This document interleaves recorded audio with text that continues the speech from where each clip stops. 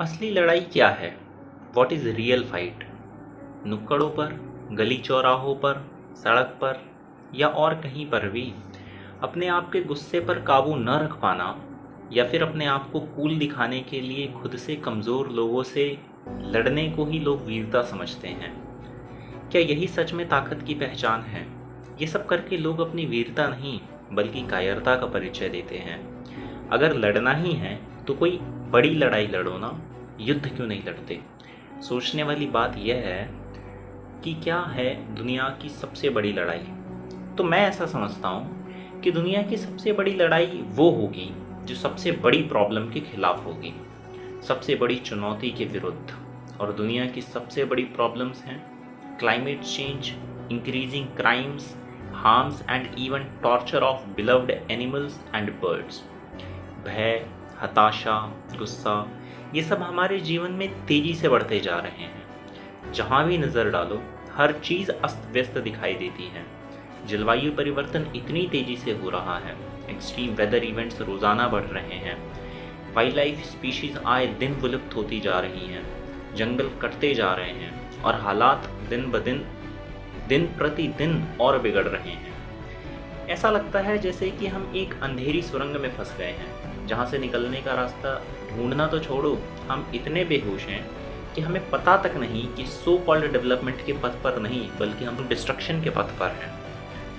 अगर हम गहराई से सोचें तो इन सभी प्रॉब्लम्स का रूट कॉज हम इंसानों के अंदर का लालच ही तो है, जो इस मानवता की सामूहिक सोच में बसी हुई है।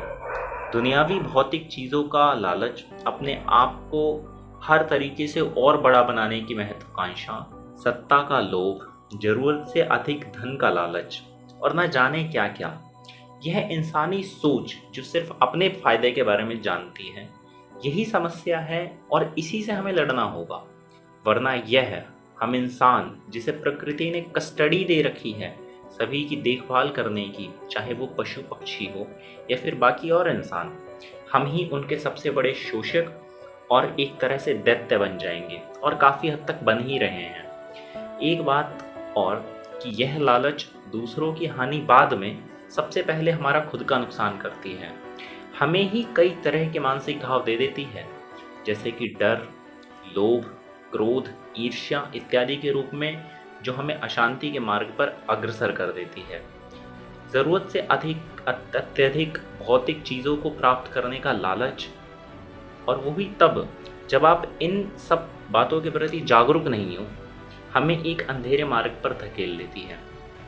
सबसे पहले तो उस चीज़ को पाने के लिए इतना साइकोलॉजिकल एफर्ट और फिज़िकल टॉर्चर, देन अगर वो मिल जाए तो उसे खोने का डर, और अगर ना मिले तो ज़िंदगी भर का रिग्रेट।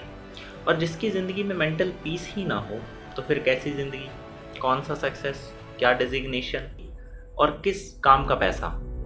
ऐसा इंसान पैसा और नाम और प्रसिद्धि और बड़ा साम्राज्य के पीछे दौड़ता रहता है, सेल्फ और अनकॉन्शियसली धरती का, पशु पक्षियों का और बाकी लोगों का नुकसान करता जाता है, जो हम सभी को सेल्फ डिस्ट्रक्शन की तरफ तेजी से आगे ले जा रहा है। इसलिए अगर हम गहराई से सोचें तो हमारे समाज की सामूहिक सोच, जिसमें स्वार्थ, लालच, ईर्ष्या, क्रोध, लोभ जैसी चीज़ों ने जड़ें जमा रखी हैं, न सिर्फ हमारी बल्कि सभी जीवों की ज़िंदगी को नर्क से भी ज़्यादा बदतर बना देगा ये चीज़, और बना ही रहा है। यही कलेक्टिव थॉट जिस पर हम इतना प्राउड करते हैं, एक्चुअल में यही हम सभी को खाई की तरफ धकेल रहा है। इसलिए असली युद्ध इस लालच पर टिकी हुई सोच के खिलाफ है, और इसे सिर्फ आत्म जागरूकता से ही जीता जा सकता है। आत्म जागरूकता का अर्थ है अपने भीतर झांकना और अपने विचारों को देख पाना और समझना, लालच कैसे हमारा ही नुकसान करती है ये देख पाना, किस तरह हमें दुख की तरफ ले जाती है। जब तक हम आत्म जागरूक नहीं होंगे तब तक हम सच्ची शांति प्राप्त नहीं कर सकते और न ही ज़्यादा खुशनुमा और सुंदर बना पाएंगे इस दुनिया को। इतनी समझ तो होनी ही चाहिए कि किस तरह दुनिया में सब कुछ जुड़ा हुआ है।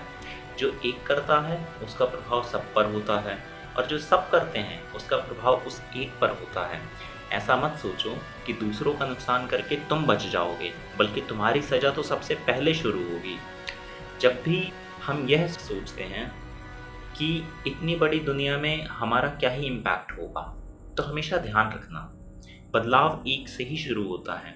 हमेशा कोई भी बदलाव हो वो एक से ही शुरू होगा, कुछ नया एक से ही शुरू होता है।